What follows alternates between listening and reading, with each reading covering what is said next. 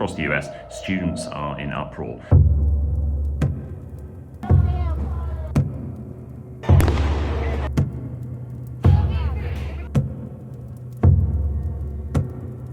In New York, Texas, California, and everywhere in between, campuses have been seized by encampments and demonstrations in support of Palestine.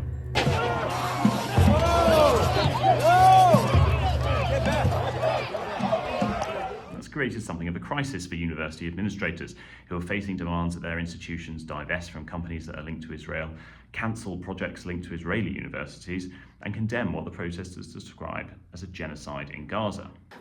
Peacefully protesting to end the university's complicity in the genocide against the Palestinians, which has killed over 34,000 Palestinians.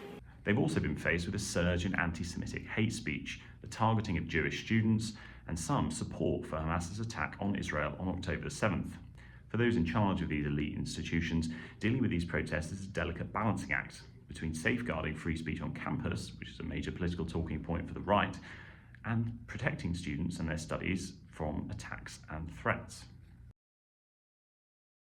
One of those caught in the crossfire is Baroness Shafiq, the president of the University of Columbia. Shafiq is a former Whitehall Mandarin and a deputy governor of the Bank of England, so she's no stranger to fierce debates about foreign policy. But her university has become the epicenter of what's now become a global student uprising over Gaza. We shall not be moved. After she threatened students who refused to leave a tent encampment at the university with suspension, some of them invaded a university building and had to be removed on Tuesday night by the NYPD.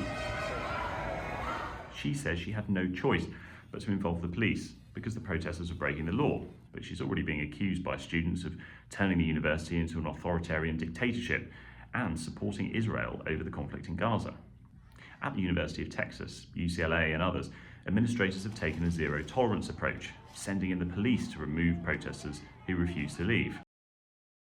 Of course, American students protesting is hardly a new phenomenon, but the latest Gaza encampments are already being compared to some of the biggest campus demonstrations of all time, over the Vietnam War in 1968 and apartheid South Africa in the 1980s. The protesters claim that they're on the right side of history, and they hope that their encampments will do more than change university policy. They're hoping to send a message all the way to the White House.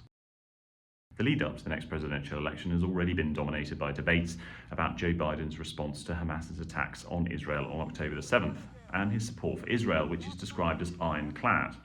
The president has been tough on the protesters so far. There should be no place on any campus, no place in America for anti-Semitism or threats of violence against Jewish students.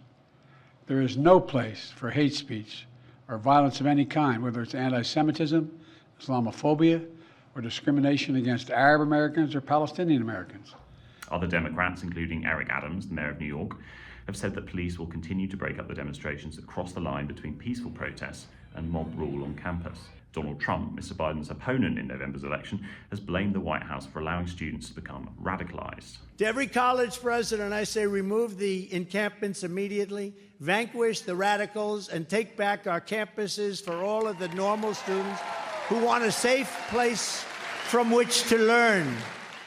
Obviously, Gaza is a long way from the US, and many voters might not have given much thought to the war when thinking about how they'll cast their vote in November. But for a lot of people here, these protests have turned the war into a live political issue, an issue for which many think that Joe Biden is responsible. The university officials that I've spoken to are desperately hoping to get to the end of this academic year and the graduation ceremonies without the situation getting worse. In the meantime, students are heading home for the summer, and some are expected to take their protests to the Democratic National Convention in Chicago in August.